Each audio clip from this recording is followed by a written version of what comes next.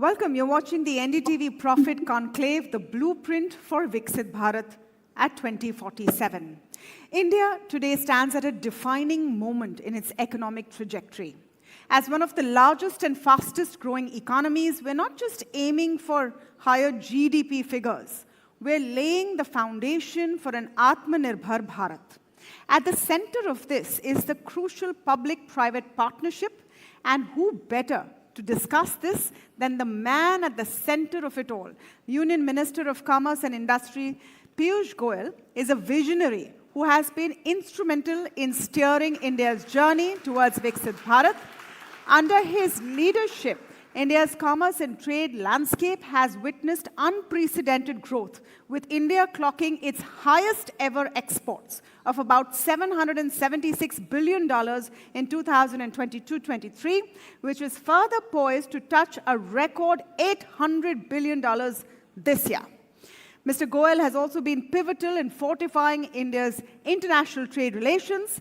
In 2022, he led the signing of an FTA with the United Arab Emirates, which he recognized as the fastest negotiated FTA globally.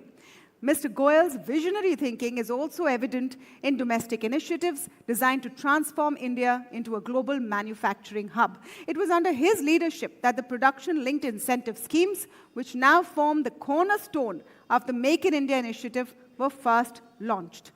Today, as we delve into his vision of Viksit Bharat, we are privileged to gain insight from a leader who's one of the biggest driving forces behind India's transformation. Please join me in welcoming Shri Piyush Goyal. So, I'm going to start with, of course, the theme of today is Viksit Bharat, but I'm going to start by talking about the hot button topic. Since you are the master negotiator, have we started our preparations for the biggest negotiation right now, which is with the United States? Everyone since morning is talking about how India will swing the bilateral, which will be a model maybe for every nation in the world. Madam, I think there can be no better negotiation than the Prime Minister.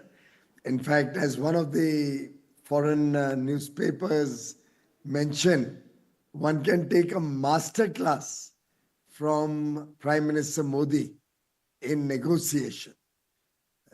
He was amongst the first international leaders of a large country to be invited to the White House just about 20 days into the new administration.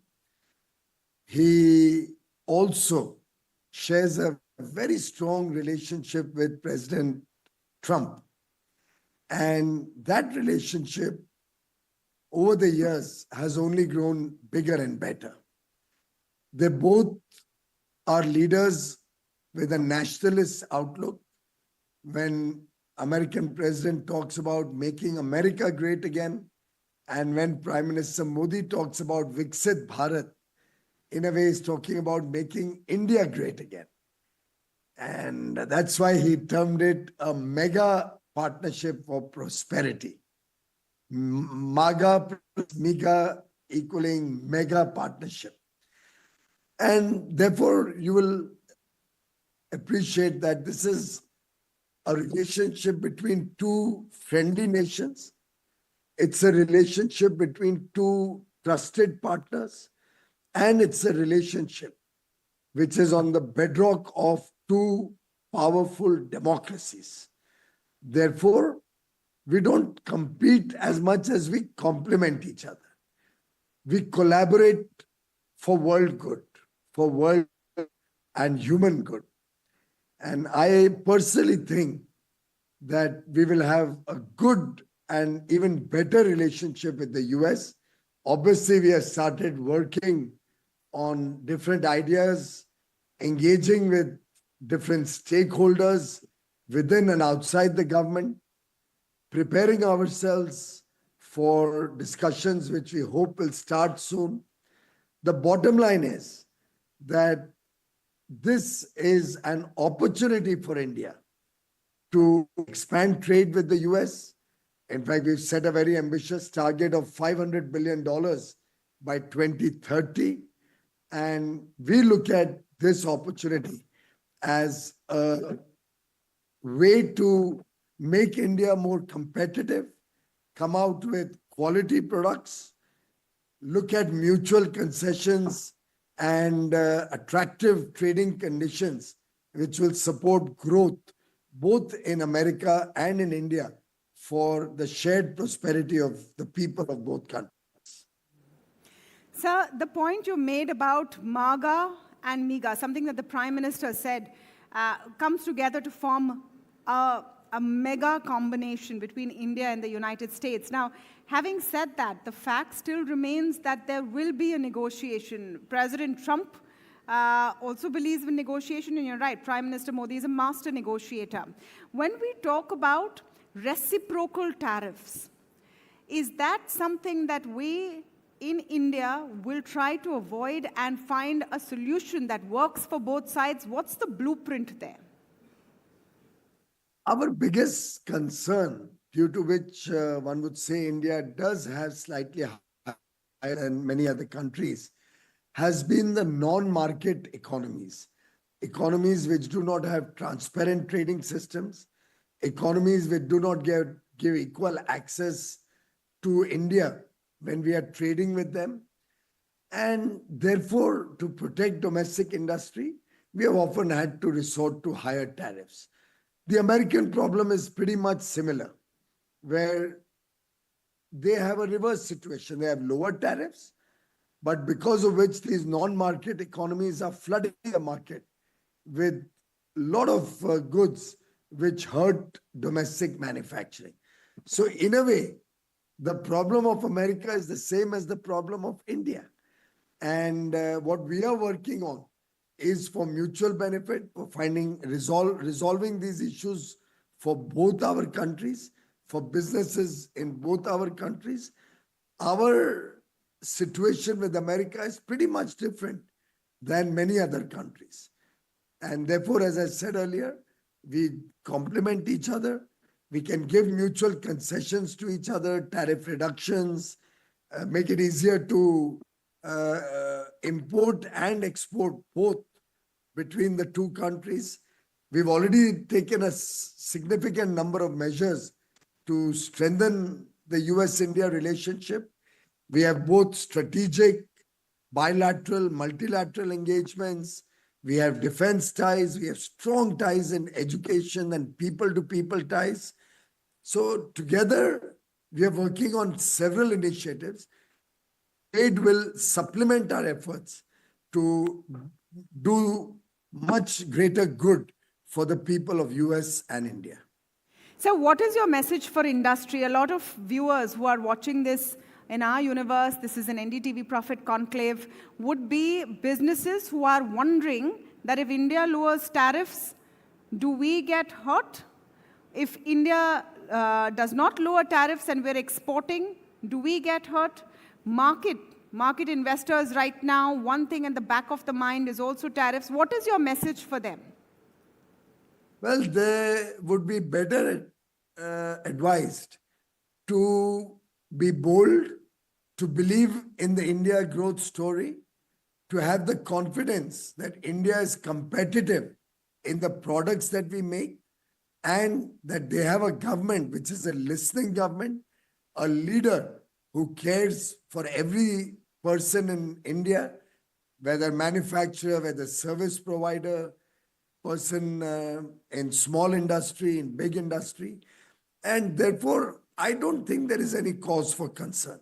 My own feeling is we should enter into this negotiation from a position of strength, boldly, be willing to compete with the US. Madam, tell me, can there be any product where we cannot compete with an economy where the per capita income is $80,000 per person? We are at $3,000 per person.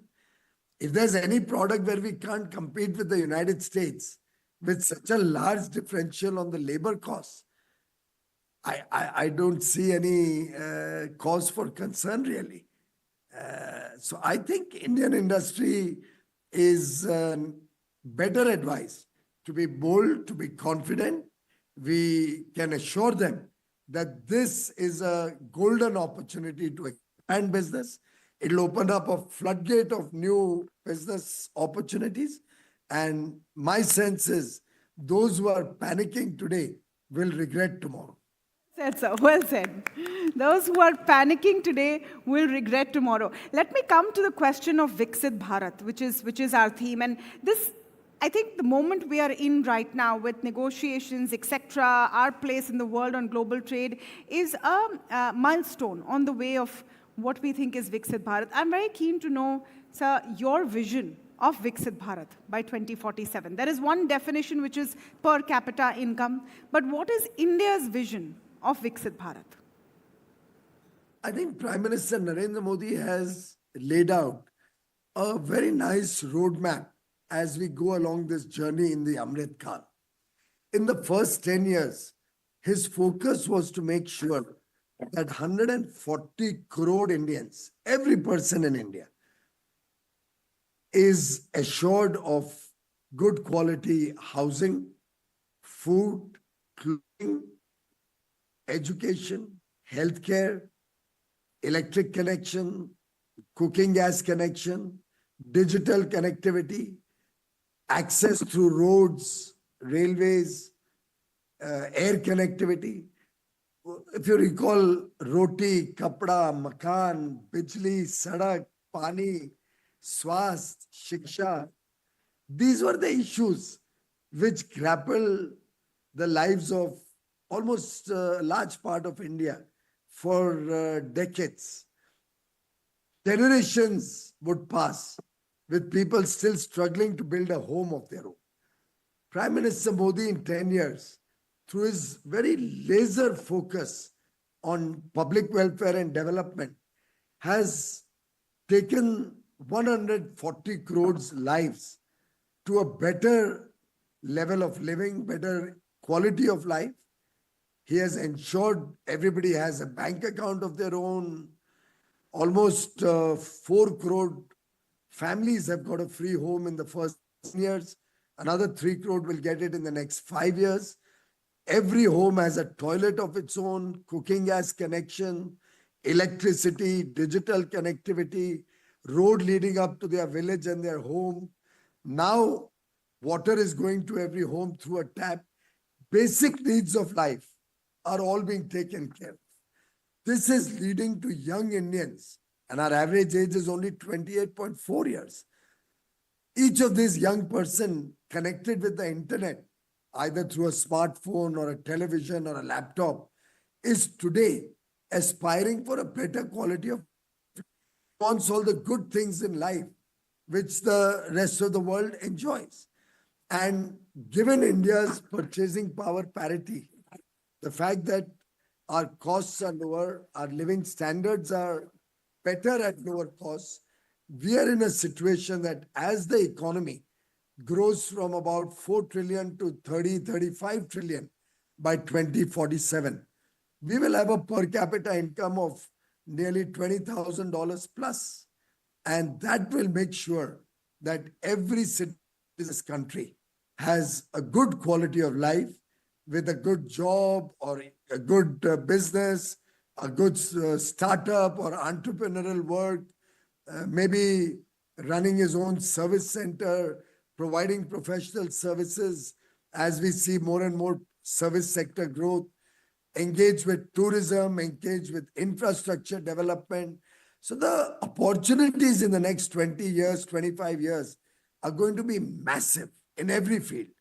And in the twin pillars of growth, investment-led growth and consumption-led growth, I can see a very, very rapid transformation of the Indian economy, resting on calibrated reforms to support not only ease of doing business and cost of doing business, but also ease of living. And a life which is comfortable, a life which is satisfying, a life which is both taking care of your material needs and taking care of your altruistic needs.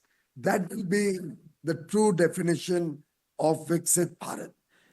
If you recall, Deen Dayal Upadhyay had explained it as integral humanism. Every aspect of a person's life. It could be your family life. It could be your life in amongst friends. It could be the society you live in. The entire human requirements, spiritual, material, cultural, all of them put together. The quotient of happiness, everything makes for a good, satisfied life and Viksit Bharat at 2047.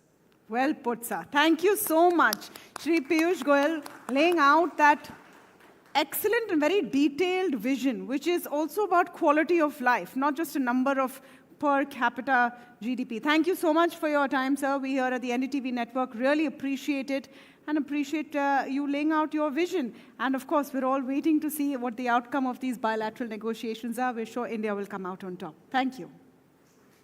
Thank you. Namaste.